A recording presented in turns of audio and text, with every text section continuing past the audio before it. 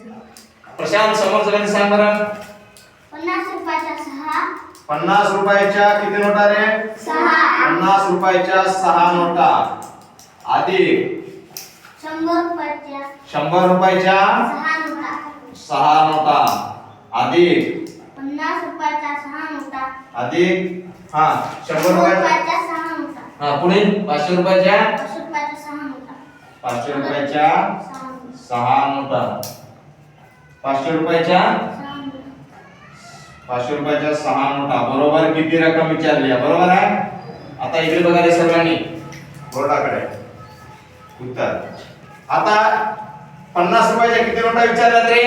6. मग इथं किती आहे? 6 गुणिले 5 करायचं. 6 पंचे 30. इथं काय बोललो मग? शून्य. हे शून्य तशाच तसा इथं घ्यायचा. म्हणजेच 50 रुपयाच्या 6 नोटा म्हणजे किती रुपये होतात? 300 रुपये. आता इथं किती आहे? 100 रुपयाच्या 6 नोटा. इथं किती आहे नोटा? 6. 6 इथल्या 10 ला गुणायचं. 6 आणि 10 60. वर किती शिल्लक राहिले रे? शून्य. शून्य इथं जशाच तसा घ्यायचा. म्हणजे 100 रुपयाच्या 6 नोटा म्हणजे किती रुपये आले मग?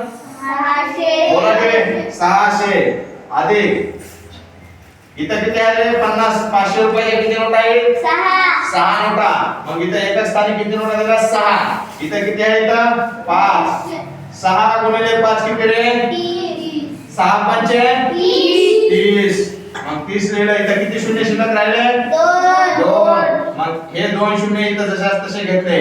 जर 500 रुपयाच्या 6 नोटा म्हणलं तर 3000 रुपये होतात. किती? 3000. आता ह्याची बेरीज करू. एकूण रक्कम किती आहे?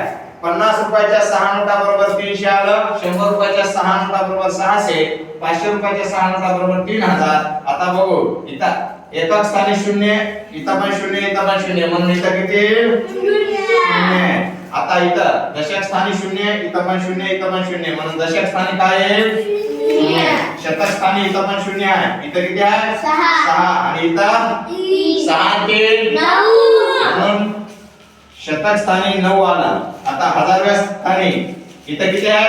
3. फक्त 3 जशाच तसं लिहिलं. म्हणून आपलं उत्तर काय आलं? एकूण रक्कम 50 रुपयाच्या 6 नोटा म्हणजे 300 रुपये, 100 रुपयाच्या 6 नोटा म्हणजे 600 रुपये आणि 500 रुपयाच्या 6 नोटा म्हणजे 3000 रुपये. तर 300 रुपये अधिक 600 रुपये अधिक 3000 रुपये एकूण रक्कम आली 3900 रुपये. समजला?